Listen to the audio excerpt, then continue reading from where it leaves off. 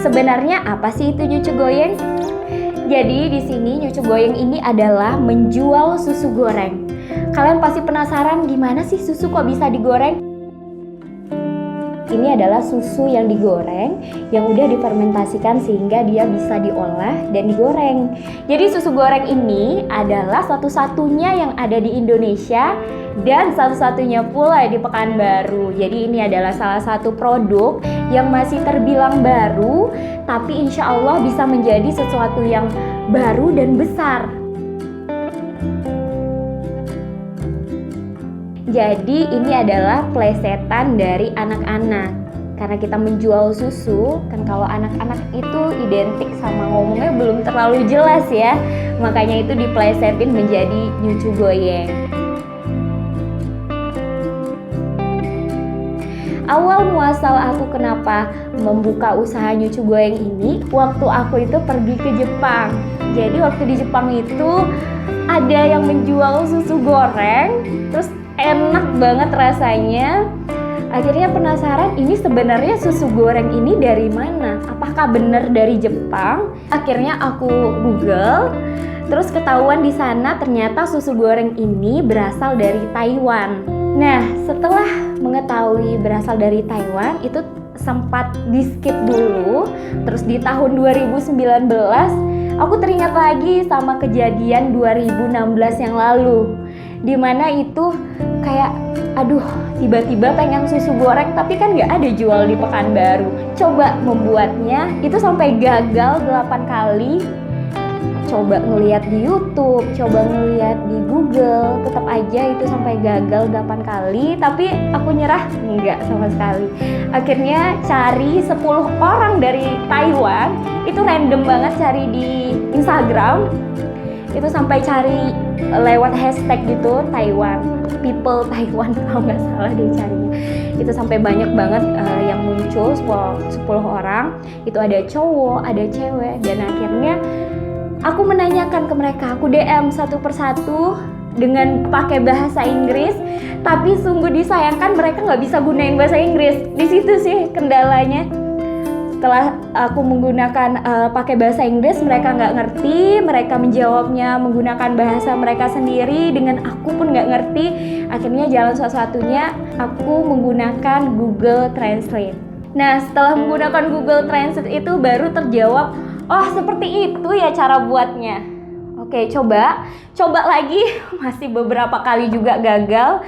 Susunya itu nggak bisa nyatu sama bahan yang aku campurkan.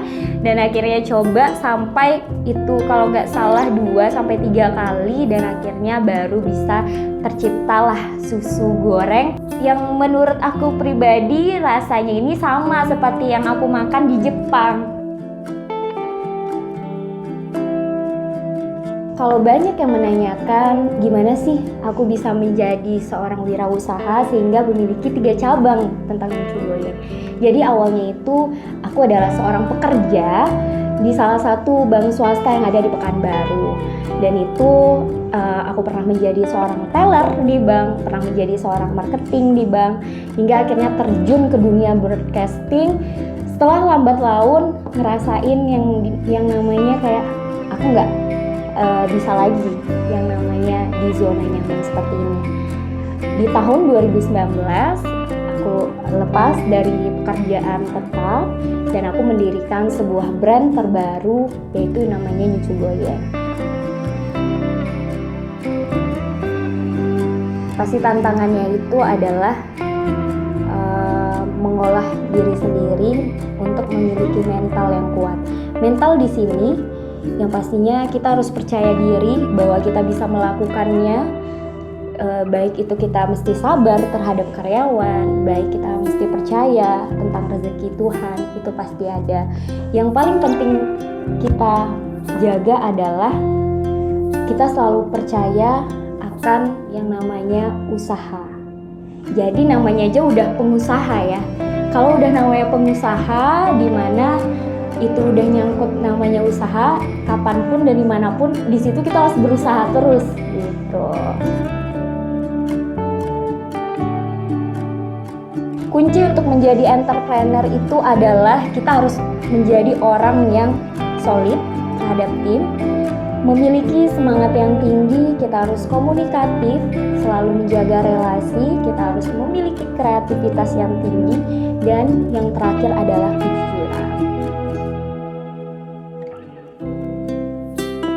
Kalau untuk berpikir dalam menyerah, itu pasti ada, apalagi di awal-awal penjualan.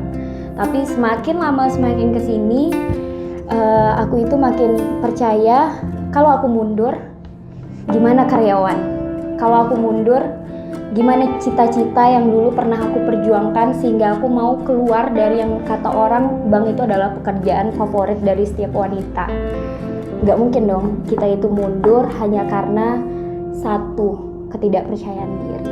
Itu yang ngebuat aku semakin lama semakin percaya bahwa yang aku tuju ini adalah baik, mengejar ini demi keberkahan, mengejar ini demi supaya banyak orang bisa bekerja di sini.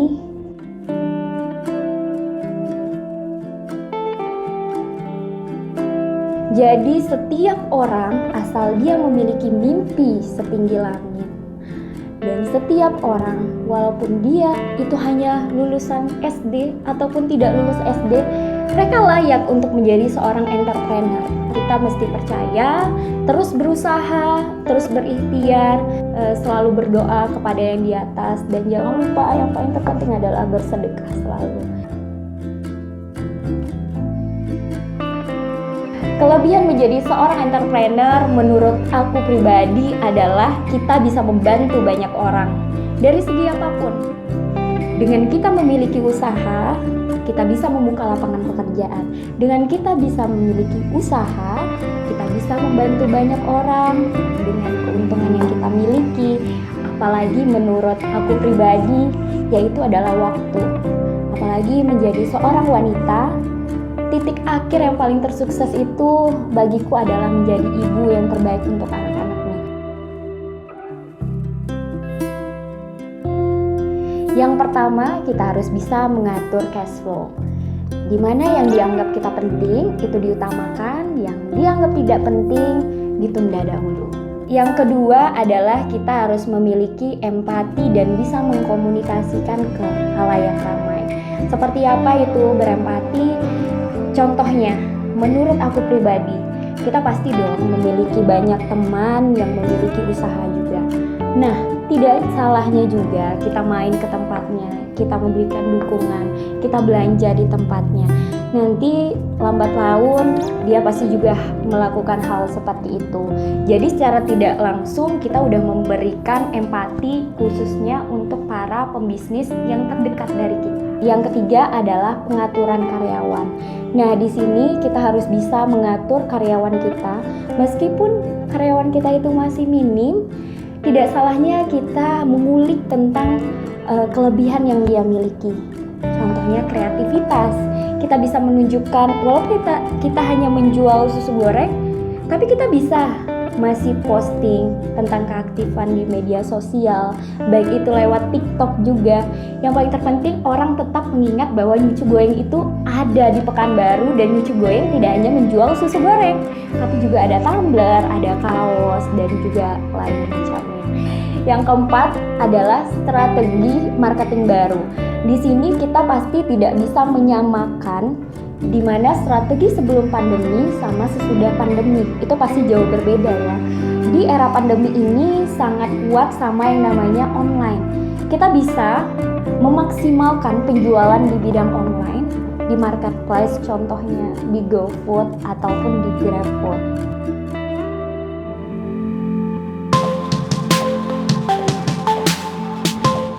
Oke, di sini aku akan memberikan kiat-kiat untuk kalian yang pengen punya usaha tapi bingung nih mulainya dari mana. Oke, yang pertama yaitu adalah selalu berpikiran positif. Di mana berpikiran positif ini kalian mesti percaya, dan yang paling penting adalah memiliki mental yang kuat. Jadi jatuh bangun itu udah biasa, kan sama seperti lirik lagu. Jadi itu adalah sesuatu yang biasa, di mana penjualan itu kadang naik, kadang penjualan itu turun. Penting siapin aja dan percaya, terus berusaha.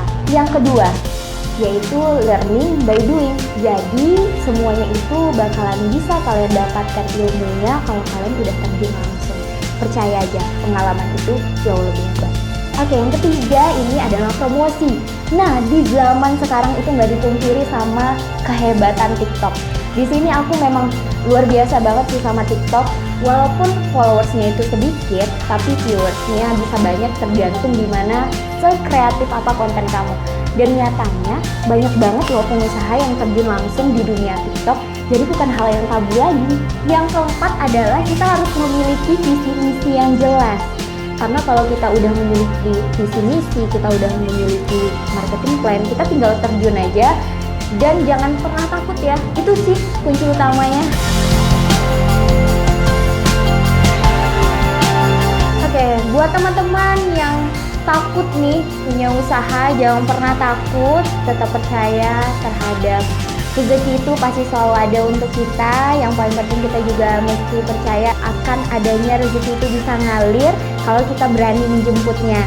Nah, jangan pernah takut untuk memiliki usaha. Yang paling penting kalian harus memiliki sifat ATM, amati, tiru, modifikasi. Jangan sampai udah habis amati, udah ditiru, tapi nggak mau modifikasi. Itu sama aja kalian itu merebut dari yang namanya hak cipta. Jangan lupa pesan Nyucu Goyeng, kalian bisa langsung aja datang ke Jalan Ahmad Dahlan di depan Indomaret SMK Mazmur. Yang kedua, di Jalan Arifin Ahmad depan Alfamart samping KFC. Yang ketiga, ada di Jalan Sisingamangaraja depan Polsek 50. Jangan lupa follow Instagramnya Nyucu Goyeng di @nyucu_goyeng. Dan juga follow nih TikToknya Nyucu Goyeng di Nyucu_goyeng. Twitternya juga sama, Nyucu_goyeng. Facebooknya Nyucu Goyeng. Jadi semua media sosial bisa kalian dapatkan, langsung aja klik Nyucu Goyeng. Websitenya juga ya di www.nyucugoyeng.com. Oke, kalau gitu saya Suryani Wahyu Lestari mau mengucapkan terima kasih dan terus bersemangat, terus percaya diri dan memiliki mental yang kuat.